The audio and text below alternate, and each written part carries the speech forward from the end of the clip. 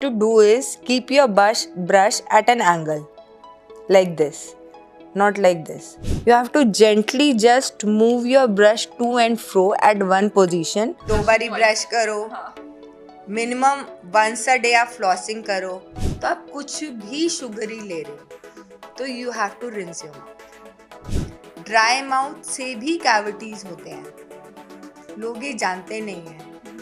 ठीक है, पूरा पूरा दिन लोग पानी नहीं पीते, काम करते रहते हैं. कि कुछ लोगों का प्रोफाइल ऐसा होता है कि सिर्फ टी कॉफ़ी पीते रहते हैं, पानी पीते ही नहीं है. कुछ लोग टंग क्लीनिंग नहीं करते हैं, या टंग क्लीनिंग करते हैं तो वो बहुत हार्ड वाले मेटल वाले टंग क्लीनर से वो पूरे पैपला ही उड़ा देते हैं, उसे स्क्रब कर करके घिस घिस के. Put too much of pressure, just gently wiggle it inside one contact and clean the crevice. Make a C and then clean the crevice, then bring it out. नमस्ते दोस्तों, welcome to the health talk with Fauzia. आज का episode है आपकी smile और उसकी health के नाम. हमारे साथ हैं expert dentist doctor Vibhuti Jain from PSRI hospital, जो शेयर करेंगे essential tips, myth busting facts और सिंपल सॉल्यूशंस जो आपके दांतों को रखेंगे हेल्दी और शाइनिंग. तो चलिए शुरू करते हैं. Hi doctor, how are you? I am very well, thank you. How are you, Fauziya? All well. So doctor, मेरा पहला सवाल ये है कि कौन से ऐसे एरियाज होते हैं जिन्हें ब्रश करना बहुत इंपॉर्टेंट होता है? एक्चुअली दांत के सारे एरियाज बहुत इंपॉर्टेंट होते हैं, क्योंकि हर सरफेस क्लीन होनी चाहिए. ऐसा नहीं है कि खाली बाहर बाहर से साफ कर लो, आगे के दांत साफ कर लो, पीछे के नहीं करो. It's not like that. You have to clean all teeth and all surfaces, inside surface, outside surface, front teeth, back teeth. So right technique, right brushing technique, if you are following then and you are going systematically, then you will be able to clean all of them. Doctor, mouth wash use करना चाहिए? Mouthwash is adjunctive to toothbrushing. I would not say कि सिर्फ आप mouth wash करो और brushing को avoid कर दो या फ्लॉसिंग को अवॉइड कर दो, ऐसा नहीं है. एंड माउथ वॉश मतलब ऐसा नहीं है कि आप रेगुलरली कॉन्टिन्यूसली करते रहो. अगर आप हफ्ते में 1 दिन कर रहे हो, महीने में 1 वीक कर रहे हो, या 4-5 दिन में एक बार ही कर रहे हो, that is good enough as adjunctive treatment. ऐसा नहीं है कि रोज़ रोज़ करना है, क्योंकि माउथ वॉश जो है वो हमारा मुंह का बैक्टीरियल फ्लोरा कम करता है. And there are some essential bacteria in our oral cavity and there are some pathological bacteria in our oral cavity. तो माउथ वॉश ऐसा नहीं है कि सिर्फ हमारे पैथोलॉजिकल और हार्मफुल बैक्टीरिया को ही अटैक करता है, वो जनरलाइज बैक्टीरियल फ्लोरा को कम करता है, रिड्यूस करता है उनकी पॉपुलेशन. सो अगर आपको कोई डिजीज़ है, इन्फेक्शन है, आपके डॉक्टर ने एडवाइस किया है, तो आपको जितने ड्यूरेशन के लिए बताया आप उतने ड्यूरेशन के लिए यूज़ करो और वो स्पेसिफिक माउथ वॉश को यूज़ करो. लेकिन अगर आप ऐसी रूटीन हाइजीन मेंटेन करने के लिए यूज़ कर रहे हो, तो like once in a week कर लो आप यूज़, या मंथ में 1 हफ्ता यूज़ कर लो. You can work like that. Doctor, best toothpaste कैसे चूज करें?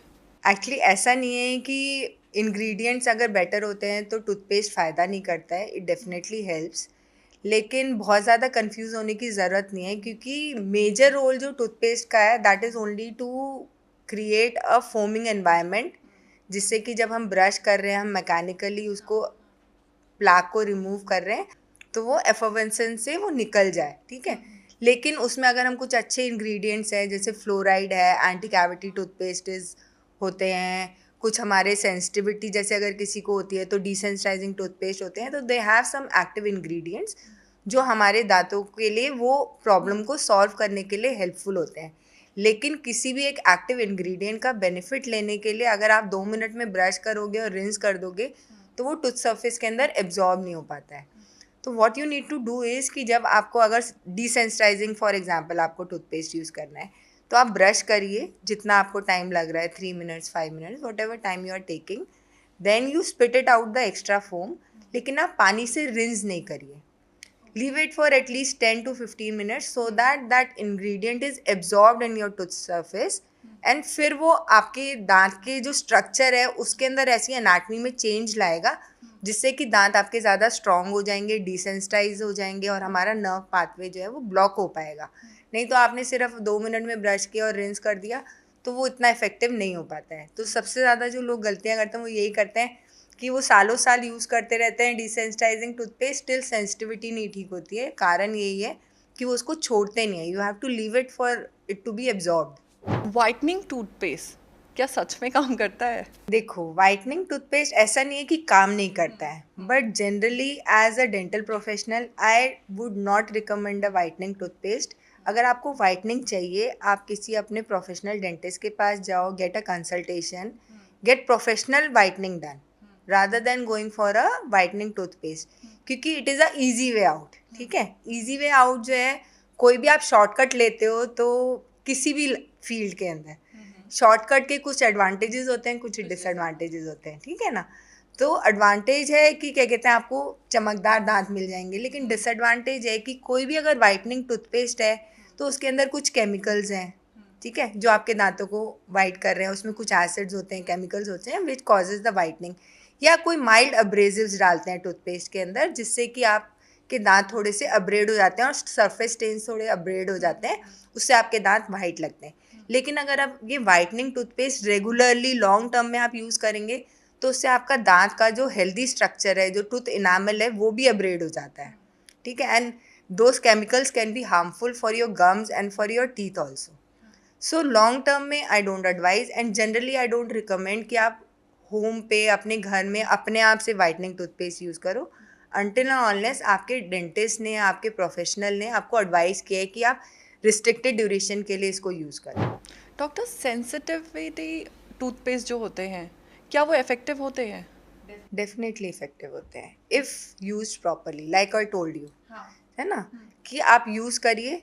सेंसिटिविटी टूथपेस्ट, अगर आपको दांतों में सेंसिटिविटी है तो कारण जानना इंपॉर्टेंट है. Okay, so visit your dentist, identify करेंगे वो कि सारे दांतों में सेंसिटिविटी है, किसी स्पेसिफिक टूथ में सेंसिटिविटी है. अगर किसी स्पेसिफिक टूथ में सेंसिटिविटी है तो मोस्ट लाइकली वहाँ पे कोई कैविटी है, डीप कैविटी है, या गम में इन्फ्लेमेशन है, या कोई इन्फेक्शन है, तो उसका आपको ट्रीटमेंट कराना पड़ेगा. अगर सारे जनरलाइज दांतों में आपके सेंसिटिविटी है तो हो सकता है आपके में प्लाक है, कैलकुलस है, आपके गम रिसीड कर गए हैं, या आपने दांतों को बहुत विगरसली ब्रश करके दांतों का स्ट्रक्चर इतना घिस दिया है कि आपकी जो इनर लेयर है वो बाहर आ गई है एंड इट इज़ सेंसिटिव.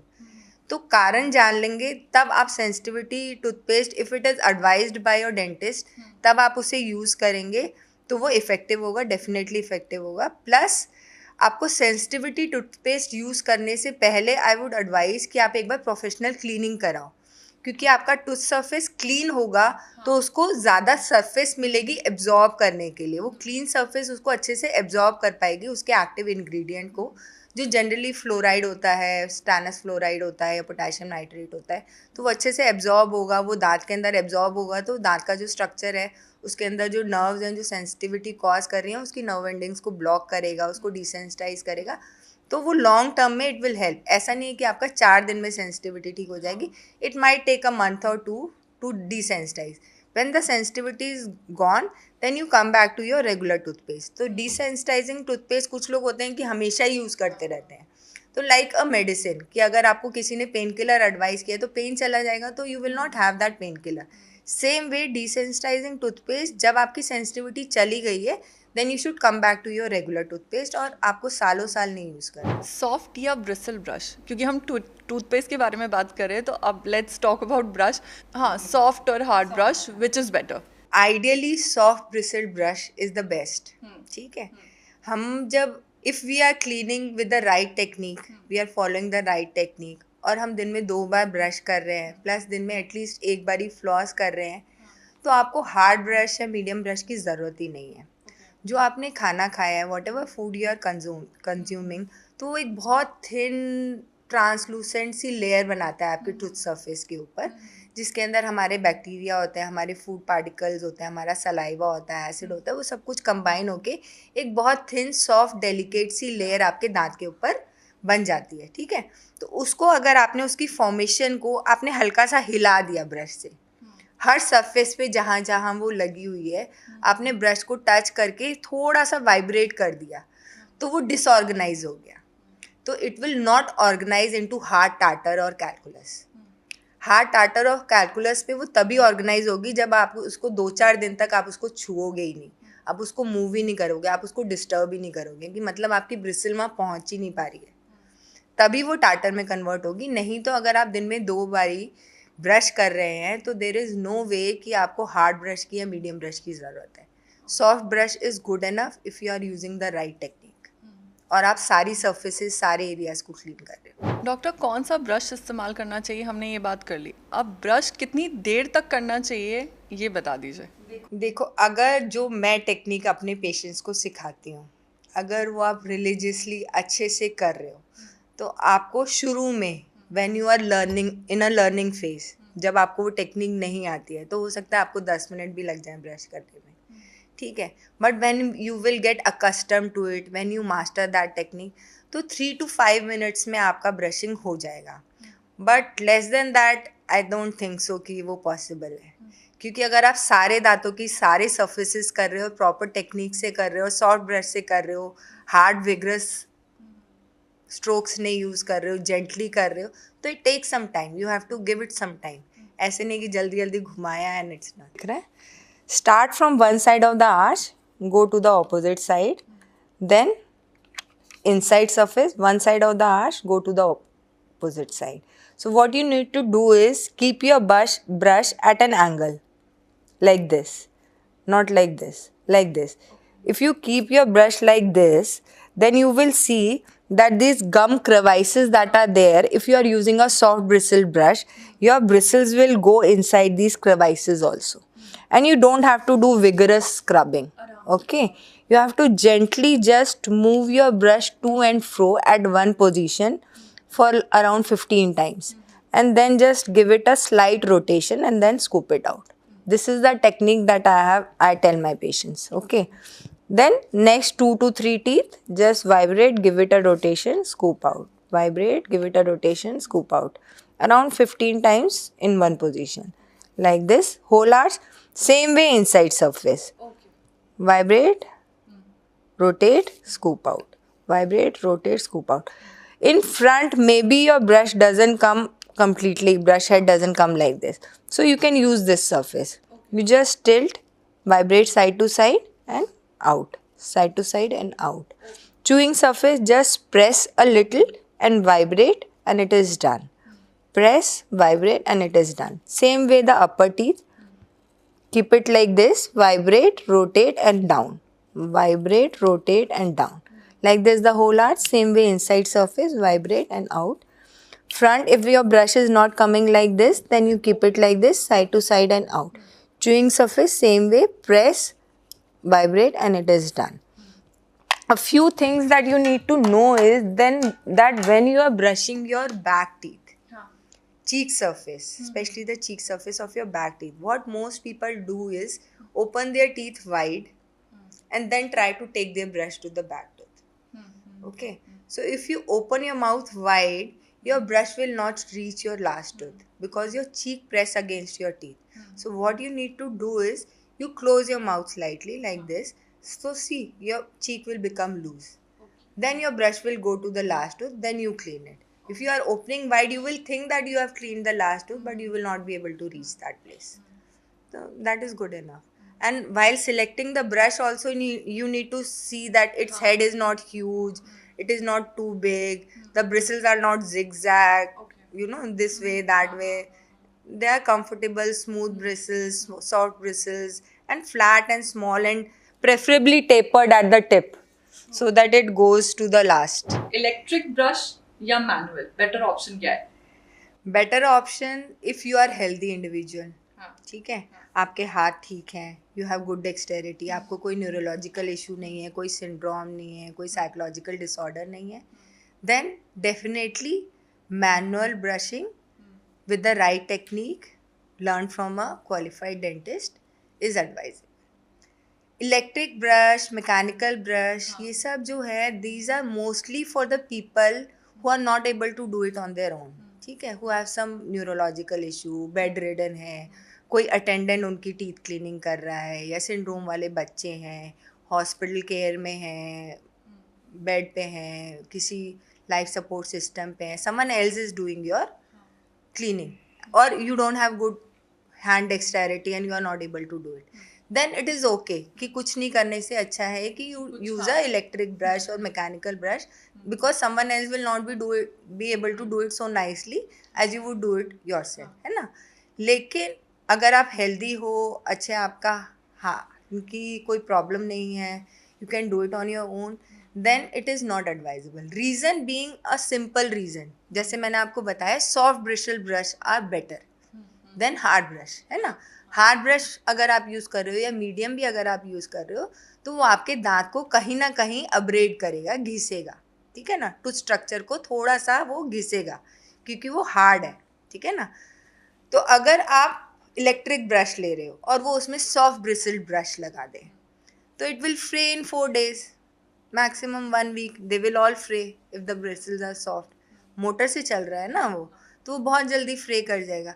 तो जो भी मोटराइज मैकेनिकल इलेक्ट्रिक ब्रशेस हैं उनमें मीडियम या हार्ड ब्रिसल्स ही होते हैं, उनमें सॉफ्ट ब्रिसल्स नहीं होते हैं. So it is not advisable for a healthy individual to use a electric or mechanical brush. Brushing twice daily क्यों ज़रूरी है? देखो, ब्रशिंग ट्वाइस डेली, एक तो मैंने आपको बताया कि you have to break the cycle of tartar formation, ठीक है. दूसरा क्या है कि if you are cleaning your brush in the morning, okay, that means जो भी आपका रात भर में आपका बैक्टीरिया, एसिड, सलाइवा जो भी एक्यूमुलेट हुआ है दांतों के ऊपर, वो सब आपने सुबह क्लीन कर दिया. रात को आप पूरा दिन में खा रहे हो, पी रहे हो, कुछ कुछ कर रहे हो, ठीक है ना. तो रात में जब आप सोने जा रहे हो तो आपका दिन भर का जो भी आपका प्लाक इकट्ठा हुआ है, अगर आप वो रात को नहीं क्लीन करते हो, सुबह एक बारी अगर आप ब्रश नहीं करोगे, you don't brush after waking up immediately for an hour और सो, यू विल फॉरगेट कि आपने ब्रश किया या नहीं किया है. लेकिन अगर आपने रात को नहीं ब्रश किया, क्योंकि हमारी टंग मूवमेंट होती है, चीक मूवमेंट होती है, सलाइवा मूवमेंट होती है, उससे कुछ हद तक क्लीनिंग एक्शन हो जाता है, ठीक है ना. दांतों के अगेंस्ट हमारी टंग, चीक मसल्स, लिप मसल्स सब कुछ मूव करती है, हम बात करते हैं, तो हमारा कुछ हद तक क्लीनिंग एक्शन हो जाता है. तो आपको नहीं पता चलता कि आपने क्लीन किया है नहीं किया. लेकिन ऐसा नहीं है कि वो पूरा क्लीन हो जाता है. तो आपको क्लीन तो करना है जो रात भर का आपका डिपॉजिट है.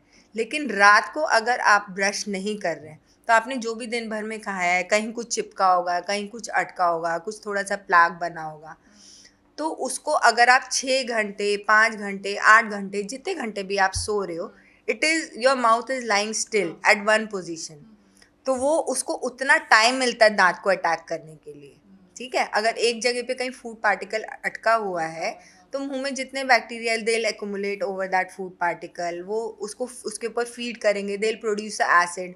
वो एसिड भी अगर दिन में प्रोड्यूस हो रहा है तो सलाइवा सिक्रीशन से, या हमने पानी पी लिया, या हम बात कर रहे हैं, तो वो थोड़ा सा उस जगह से मूव हो जाता है. It doesn't stay at one position for a long duration of time. लेकिन रात में वो जहाँ प्रोड्यूस हो रहा है वहीं रहेगा. It will not B flushed away, it will not move.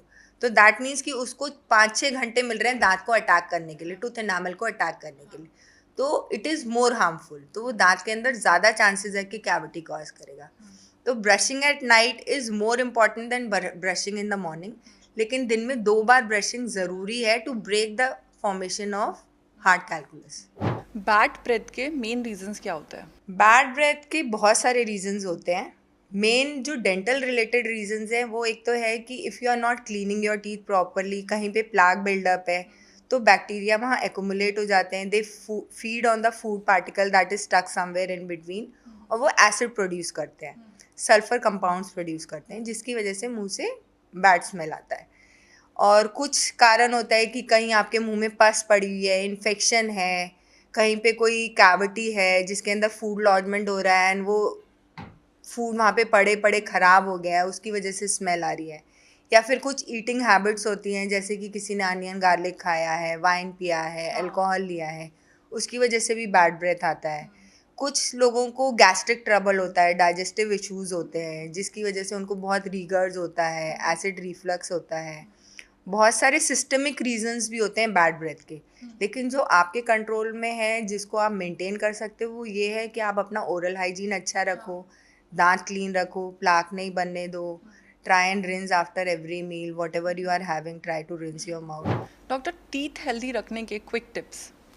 Quick tips यही है कि एक तो आप 2 बारी ब्रश करो, मिनिमम 1 a day आप फ्लॉसिंग करो, और अगर आपके दांतों के बीच में स्पेसेस हैं, इंटरडेंटल, कुछ लोगों के दांत खुल जाते हैं, गम्स नीचे चले जाते हैं, बोन नीचे चली जाती है, and there are spaces in between teeth, तो उनके लिए स्पेशल ब्रशेज आते हैं, इंटरडेंटल ब्रशेज।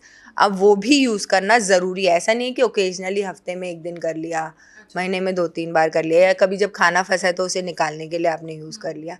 तो आपको वो रोज़ रिलीजियसली यूज़ करना है, लाइक फ्लॉसिंग, अगर आपके दांतों के बीच में स्पेसेस हैं। प्लस कभी कभी आप वो कर लो, माउथ वॉश कर लो। प्लस आप रूटीनली डेंटल चेकअप्स करो कि एवरी 6 मंथली आइडियली आपको डेंटिस्ट से चेकअप कराना चाहिए। और कहीं कोई इनिशियल इशू है कि सपोज कैलकुलस है या कोई कैविटी है, जनरली क्या होता है कि लोग वेट करते हैं कि जब दर्द होगा तब डेंटिस्ट के पास जाएंगे। तो जब दर्द हो रहा है, that means the cavity is already in advance stage. अगर आपको कैविटी को रूट कैनाल तक पहुंचने से या एक्सट्रैक्शन तक पहुंचने से बचाना है, एडवांस डिजीज से बचाना है, तो आपको इनिशियल स्टेज में ही उसको रिमूव कराना होगा। तो जब आप रूटीन चेकअप्स के लिए जाते रहते हैं तो डेंटिस्ट ने बताया एक छोटी कैविटी, आप उसकी फिलिंग करा लो, तो आपका बड़ी कैविटी नहीं बनेगी और आपको रूट कैनाल की ज़रूरत नहीं पड़ेगी। तो आप रूटीनली चेकअप कराते रहो, क्लीनिंग करते रहो। अगर रूटीन में आप हैबिट डाल सकते हो कि वार्म सलाइन रिंस कर लो, कि थोड़ा सा गर्म पानी में थोड़ा सॉल्ट डाल के दिन में 1 बारी या 2 बारी अगर आप उससे ओरल कैविटी का रिंस कर लेते हो, तो थोड़ा बहुत कहीं कुछ फंसा है, कुछ अटका है, कुछ गम में इन्फ्लेमेशन आया है, तो वो साथ साथ सेटल हो जाता है। तो इट डजंट इंक्रीज कि आपका जिंजिवाइटिस या पेरियोडोंटाइटिस क्रिएट हो। तो ये सब हैबिट्स अगर आपका है, फ्लॉसिंग अगर आप कर रहे हो रोज रिलीजियसली, तो फ्लॉसिंग इज़ वेरी इफेक्टिव। लेकिन लोग आलकस करते हैं, फ्लॉस करते नहीं हैं। For flossing, you take approximately shoulder length of the floss, that is around 16 to 18 centimeter, and then wrap it around your middle fingers.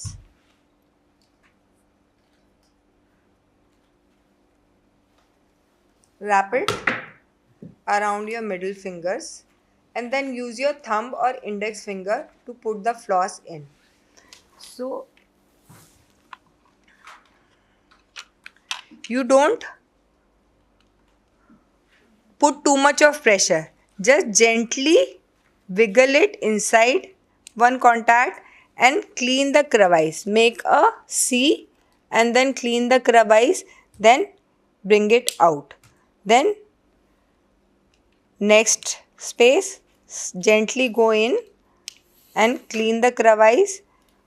You have to clean both the back tooth like a C and then the front tooth like a C, and then bring it out. That's all. Cavities और गम disease से बचने के tips. Oral hygiene maintain करना है। And बहुत सारे लोग होते हैं बहुत शुगरी ड्रिंक्स लेते हैं, ठीक है ना, कि फ्रीक्वेंटली दे आर आउटसाइड। आजकल बहुत चल रहा है energy drinks, colas, maybe even if you are taking a lemonade also very frequently. Fruit juices भी अगर आप बहुत फ्रीक्वेंटली ले रहे हो एंड उसके बाद आप रिंस नहीं कर रहे हो, ठीक है ना। जो भी हमारे कैंड जूसेस हैं, चाहे वो आपका पोमोग्रेनेट जूस क्यों ना हो, उसमें शुगर है, ठीक है। आप फ्रूटी पी रहे हो, आप कोला पी रहे हो, आप कॉफ़ी पी रहे हो, आप टी पी रहे हो, whatever you are drinking, biscuit खा रहे हो, चिप्स खा रहे हो, कुछ भी खा रहे हो, इट गेट्स स्टक, ठीक है। और खाने के बाद तो फिर भी कुछ लोग कर लेते हैं रिंस, लेकिन अगर कुछ ड्रिंक लिया है तो उसके बाद आई डाउट कि कोई रिंस करता है, वेरी रेयरली, ठीक है। तो अगर आपने कुछ भी शुगरी, इवन अगर आपने फ्रेश कोकोनट वाटर लिया है, दैट इज़ ऑल्सो स्वीट। अगर आपने मिल्क लिया है, that is also sweet. Milk with sugar भी अगर आप ले रहे हो, दैट इज़ ऑल्सो स्वीट। तो आप कुछ भी शुगरी ले रहे हो तो you have to rinse your mouth with plain water. ऐसा नहीं है कि हर वक्त लेके ब्रश पॉकेट में लेके घूम रहे हो और ब्रश कर करके दांत ही घिस लो, ऐसा नहीं है, ठीक है। लेकिन आप कुछ भी अगर स्वीट ड्रिंक्स ले रहे हो, कुछ भी शुगरी ड्रिंक्स ले रहे हो, कुछ खा रहे हो, कुछ स्नैकिंग कर रहे हो, जस्ट रिंस योर माउथ। उससे आपका काफ़ी हद तक आपका प्रॉब्लम जो है कैविटीज़ का और कहीं फूड लॉजमेंट का, ये सब प्रॉब्लम सॉल्व हो जाएंगे। प्लस ट्वाइस ब्रशिंग, फ्लॉसिंग, वो सब मैंने आपको बताई दिया, interdental brush, routine dental visits. आप डेंटिस्ट के पास जाओ, कोई प्रॉब्लम है तो उसको साथ साथ ठीक करो। डॉक्टर, हमने शुगरी ड्रिंक्स की तो बात कर ली, अब कुछ ऐसे फूड्स जो हमारे दांतों के लिए ख़राब हैं। ऐसे स्टिकी फूड्स जो होते हैं ना, जैसे कि कैंडीज़ होते हैं कुछ कुछ जो चिपक जाते हैं, कुछ डेजर्ट्स होते हैं जो बिल्कुल चिपक जाते हैं दांतों में, ये सब चीज़ें जो हैं वो दांतों के लिए हार्मफुल होते हैं। तो क्या हम ये मान के चले कि शुगर जो है वो हमारे दांतों को खराब करने का मेन रीजन है? शुगर, हाँ, काफ़ी हद तक, क्योंकि मेन जो बैक्टीरिया फीड करते हैं वो शुगर, स्टार्ची फूड्स, कार्बोहाइड्रेट्स इसी पे फीड करते हैं। और जब बैक्टीरिया उस पर फीड करते हैं तो एज अ एक्सक्रीटरी प्रोडक्ट वो एक एसिड प्रोड्यूस करते हैं। वो एसिड हमारे टूथ इनामल को अटैक करता है और वो दांत में कैविटी क्रिएट करता है। तो अगर आप फ्रीक्वेंटली इन बिटवीन मील्स आप शुगरी ड्रिंक, स्नैकिंग, ये सब कुछ नहीं करोगे तो आपका काफ़ी हद तक, अगर आप बैलेंस डाइट ले रहे हो, हेल्दी डाइट ले रहे हो, फ्रूट्स खा रहे हो, फाइब्रस फूड खा रहे हो, जो दांतों को जिनको चू करने के लिए उसके अगेंस्ट वो रब हो रहा है, like you are having some fibrous fruit, you are having apple और क्यूकम्बर, तो it is rubbing against your teeth, तो वो कुछ हद तक दांत को क्लीन कर रहा है, वो दांतों में फंस नहीं रहा है, स्टक नहीं हो रहा है। तो ऐसी चीज़ें अगर आप खा रहे हो, हेल्दी डाइट ले रहे हो, न्यूट्रिशियस फूड खा रहे हो, और plus you have to stay hydrated. बहुत सारे लोग पानी नहीं पीते हैं, ड्राई माउथ से भी कैविटीज़ होते हैं, लोग ये जानते नहीं हैं। ठीक है, पूरा पूरा दिन लोग पानी नहीं पीते, काम करते रहते हैं। कि कुछ लोगों का प्रोफाइल ऐसा होता है कि सिर्फ टी कॉफ़ी पीते रहते हैं, पानी पीते ही नहीं है, जब प्यास लगी तो तभी पीते हैं, या फिर बहुत टाइम हो जाता है कि दिन में एक बार रात में घर घुसे तब पानी पियेंगे। तो some people who are travelling और फॉर वॉट एवर रीजन्स, तो पानी पीना बहुत ज़रूरी है। You have to stay hydrated.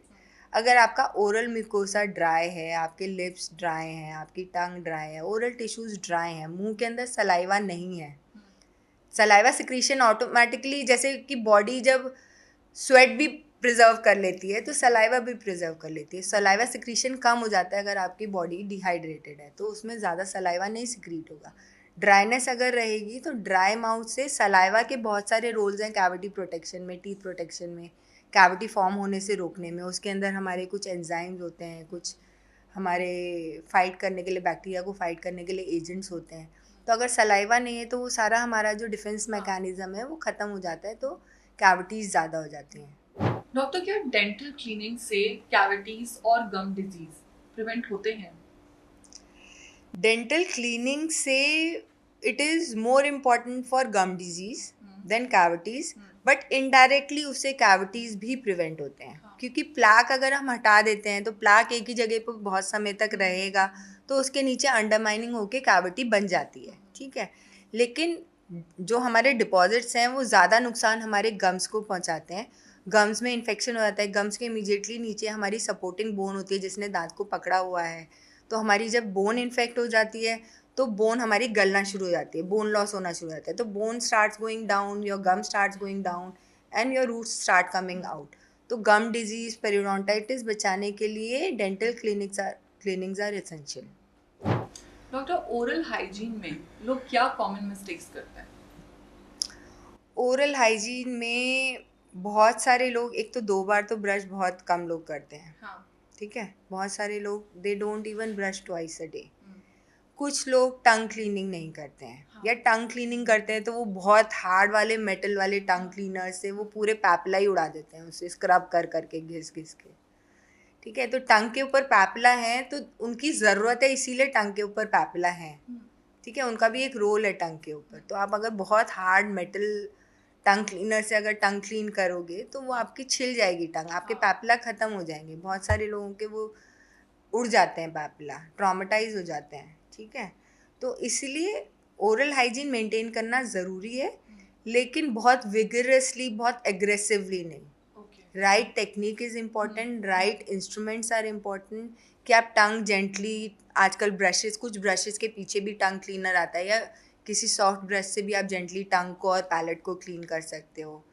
आप इंटरडेंटल ब्रश जो मैंने बताया वो आप रेगुलरली यूज़ करो अगर आपको ज़रूरत है। तो अगर आपको क्या कहते हैं प्रोफेशनल क्लीनिंग की ज़रूरत है और आप सोचो कि मैं अपने आप ही घिस घिस के दांतों के स्टेन्स और कैलकुलस हटा लूँगा, तो आपके स्टेन्स कैलकुलस नहीं हटेंगे, पर आप अपने गम्स को और आपके दांतों को नुकसान पहुँचाओगे, और हमारा टूथ का इनामल जो है वो एब्रेड हो जाएगा, और गम्स में हमारे ट्रॉमेटाइज होके गम्स नीचे चले जाएंगे, रिसेशन हो जाएगा, जिंजिवाइटिस हो जाएगा। तो ये सब इश्यूज़ होते हैं। तो ये प्रॉब्लम्स हैं कि लोग प्रॉपर टेक्निक से ब्रशिंग करना, सॉफ्ट ब्रश यूज़ करना और फ्लॉसिंग करना, फॉलो करें, टंग क्लीनिंग करें, पैलेट क्लीनिंग करें, रेगुलरली रिंस करते रहें, कुछ भी खा पी रहे हैं उसके बाद माउथ रिंस करते रहें, and regular dental visits are also a part of routine dental care. Doctor, teeth aligners और वाइटनिंग किट्स क्या सेफ हैं? Teeth aligners and whitening treatment are safe if done by a professional in a dental clinic, in a dental setup, in a dental office. Okay. जो home cleaning, home aligners आजकल कुछ लोग deliver कर रहे हैं, so you have to understand one thing कि दांतों की जो पोजीशन है, ठीक है, it has a very important role in our whole face craniofacial structure. हमारे दांत बहुत इम्पॉर्टेंट है, ठीक है।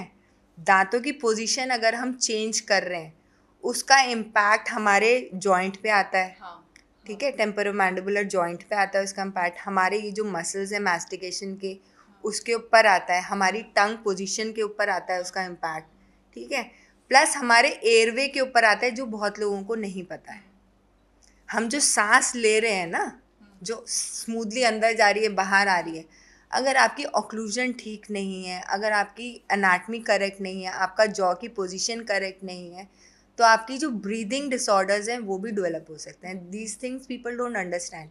अगर आप कोई भी ट्रीटमेंट अनगाइडेड कर रहे हो, अनमॉनिटर्ड कर रहे हो, अपने आप से कर रहे हो, तो आपको थोड़ी नॉलेज है कि ये कहाँ होना चाहिए, इस दांत की कौन सी पोजीशन है, मेरी ऑक्लूजन प्रॉपरली अचीव हुई या नहीं हुई। एक साल के लिए किसी ने एक पैकेट बना के आपको अलाइनर्स का दे दिया कि आपको 15-15 दिन में बदल रहे हैं, लेकिन 15 दिन में वो ट्रीटमेंट अचीव नहीं हुआ जो उसने सोचा था अलाइनर्स बनाते वक्त।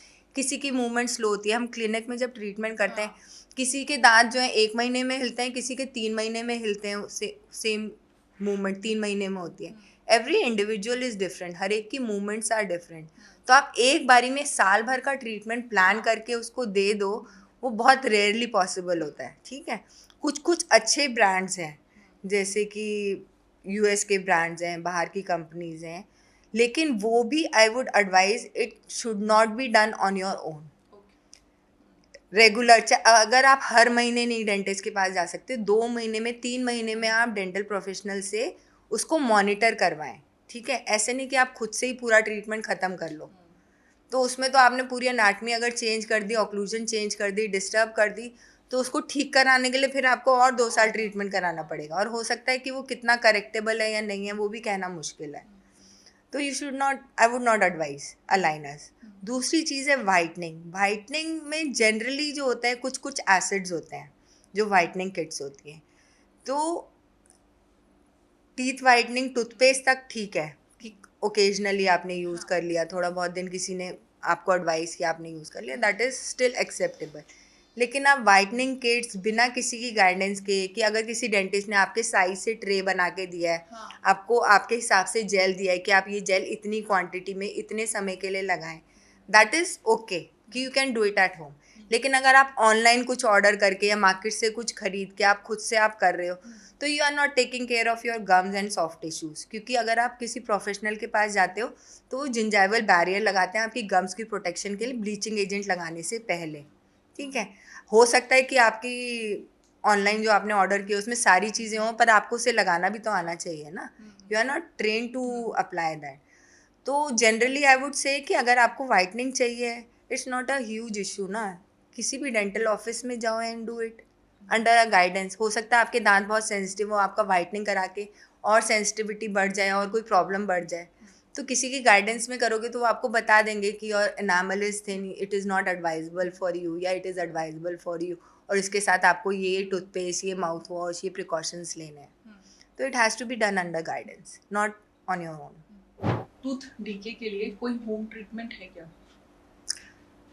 टूथ डिके फास्ट प्रोग्रेस ना करे, उसके लिए you can do a good, maintain a good oral hygiene, and you can reduce your sugar intake, you can reduce your sugary drinks, but tooth decay बिना cavity cleaning के treat नहीं हो सकता, ठीक है। हो सकता है उसकी प्रोग्रेस आप थोड़ा सा स्लो डाउन कर सको by controlling your sugar intake और द ओरल हाइजीन प्रैक्टिसेस, लेकिन एक बार ही डिके आ गया है तो जब तक हम उस डिकेड पोर्शन को कट करके रिमूव नहीं करते और उस जगह को फिल नहीं कर देते किसी आर्टिफिशियल फिलिंग मटेरियल से, तब तक डिके की प्रॉब्लम सॉल्व नहीं होती है।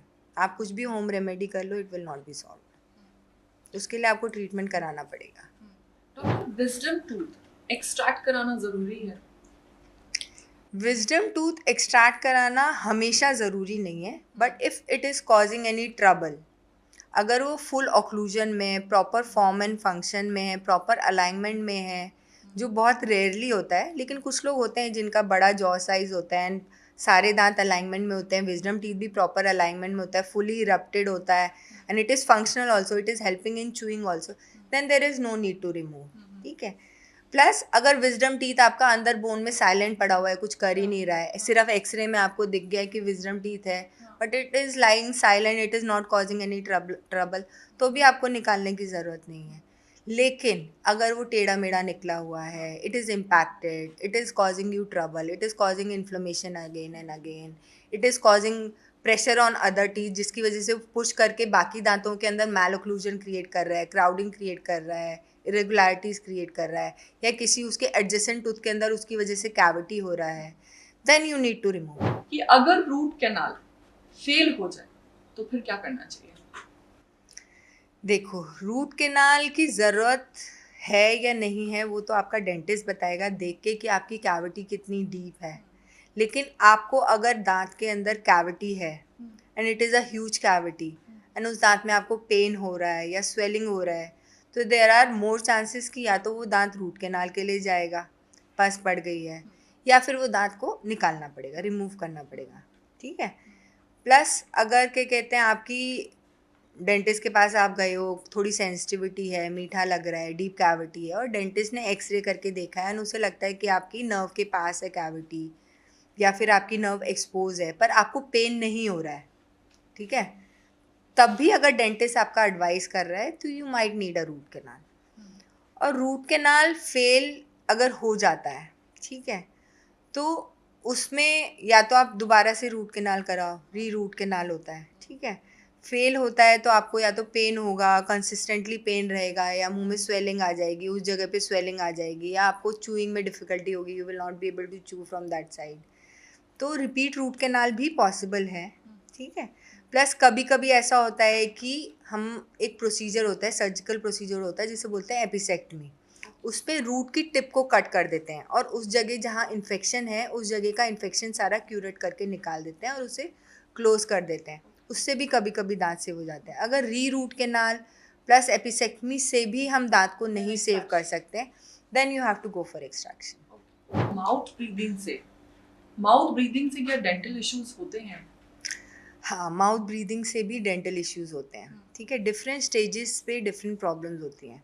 अगर माउथ ब्रीदिंग आपको बचपन में ही हो जाता है, कि कुछ बच्चों के होता है एडिनॉइड्स हैं, इन्फ्लेम्ड ग्लैंड्स हैं, जिसकी वजह से उनकी नोज़ फ्रीक्वेंटली कंजेस्टेड रहती है, ब्लॉक्ड रहती है, तो आप automatically, because body needs oxygen, तो ऑटोमेटिकली बॉडी का कॉम्पनसेटरी मैकेनिज्म होता है कि आप माउथ ब्रीदिंग करने लगे। ओकेजनली हो रहा है कि आपको कभी कंजेशन हो गया, वंस अ ईयर हो गया कभी, then it is okay. But अगर आप रूटीनली माउथ ब्रीदिंग कर रहे हो, या कुछ लोग होते हैं हैबिचुअल माउथ ब्रीदर्स होते हैं, या कुछ लोग होते हैं जो रात को सोते वक्त माउथ ब्रीदिंग करते हैं, ये सब अगर प्रॉब्लम्स हैं तो माउथ ब्रीदिंग से एक तो हमारी जो डेंटिशन है उसकी अलाइनमेंट चेंज हो जाती है, क्योंकि अगर आपको मुंह से सांस लेना है तो आपकी टंग नीचे रहेगी, tongue will stay down, lower jaw will be slightly open, तो हमारी दांतों की अलाइनमेंट चेंज हो जाती है। टंग की पोजीशन जो है नॉर्मली हमारी होनी चाहिए पैलेट पे। ठीक है। Tongue should rest here. If you see the shape of your dental arch, it is like this along the tongue. Tongue की जो शेप है उसके अलोंग ही हमारे दांत की शेप होती है। तो हमारी जो दांतों की position it is maintained by presence of tongue. ठीक है। प्रेजेंस ऑफ टंग और जो हमारे बाहर की जो हमारी मैस्टिकेटरी मसल्स हैं, फेशियल मसल्स हैं, वो जो फोर्सेस लगा रहे हैं, टंग एंड ये मसल्स की फोर्सेस, ये दांतों की पोजीशन मेंटेन करती हैं एक पर्टिकुलर पोजीशन पे। तो अगर टंग नीचे चली गई, ठीक है ना, लेकिन जो मस्कुलर फोर्सेस हैं दे आर ऑलरेडी देयर, तो वो यहाँ पे फोर्स लगाएंगी, तो आपका ये आर्च नैरो हो जाता है। तो ये यहाँ से नैरो हो जाता है, आपका पैलेट ऊपर चला जाता है, थोड़ा सा हाई हो जाता है। इफ़ इट गोज़ हायर तो it goes towards your nose, तो फिर नोज़ से सांस लेना और मुश्किल हो जाता है। Plus high and narrow arch होता है, आपका मैक्सिला थोड़ा सा नैरो हो जाता है, तो आपकी मैलोक्लूजन क्रिएट हो जाती है। फिर धीरे धीरे आपके लिए मुश्किल हो जाता है कि आप you it is difficult for you to come back to natural breathing. फिर आपको माउथ ब्रीदिंग की हैबिट पड़ जाती है।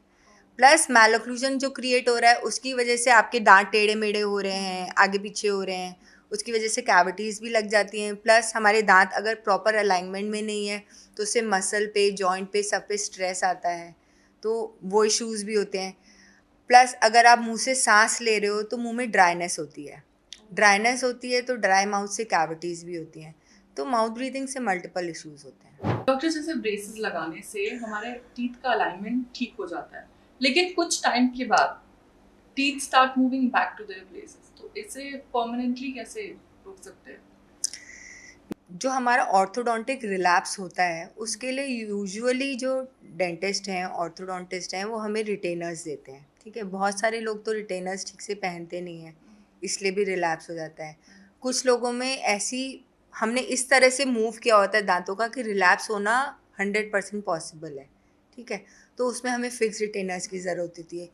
कुछ कि क्यों क्रिएट हुआ मैलोक्लूजन, ठीक है, कुछ मैलोक्लूजन्स होते हैं जो हम बचपन से हमारी जो हैबिट्स हैं कि टंग थ्रस्ट है, या जैसे मैंने बताया माउथ ब्रीदिंग है, ठीक है ना, या फिर कोई लिप सकिंग कर रहा है, थम सकिंग कर रहा है, वी आइडेंटिफाई द कॉज कि इसकी वजह से क्रिएट हुआ था and we address the cause, और फिर हम मैलोक्लूजन को करेक्ट कर दें तो it might be more stable, तो वो वापस से जाएगी नहीं। जैसे टंग थ्रस्ट है, टंग थ्रस्ट को अगर आपने मैलोक्लूजन करेक्ट कर दी लेकिन टंग थ्रस्ट को एड्रेस नहीं किया, तो टंग थ्रस्ट अगर होते रहेगी तो वो वापस दांतों को धक्का मार के वहीं पहुंचा देगी। सेम वे अगर आपने माउथ ब्रीदिंग की वजह से मैलोक्लूजन है हमारा, जो मैंने बताया कि हाई पैलेट हो जाता है, नैरो आर्च हो जाता है, आप आर्च को वापस से यू शेप कर दोगे, ठीक है ना, पैलेट को भी आपने एक्सपैंड कर दिया, लेकिन आपको टंग को आपने ट्रेन नहीं किया। उसके लिए माई फंक्शनल एक्सरसाइजेज होती हैं जो आपका डेंटिस्ट आपको बताया कि आपको ये टंग की एक्सरसाइजेज करनी है, कि आपने सोचा डेंटिस्ट ने खींच तान के पहुँचा दिए दांत, अब तो ठीक है, लेकिन वो वापस से अगर if you are still mouth breathing तो फिर वो muscle forces will still be there and they will go back to their original position. तो इसलिए you have to identify the cause, plus retainers religiously पहनना है, जिसको फिक्स रिटेनर की ज़रूरत है उसे फिक्स रिटेनर लगाना है, और कुछ कुछ केसेस में जो हैबिट्स हैं उनको रेक्टिफाई करना है, करेक्ट करना है। Thank you so much, doctor, for joining us and for this insightful session. And I'm sure, guys, अब आपके पास perfect dental care plan होगा. So keep smiling and stay healthy.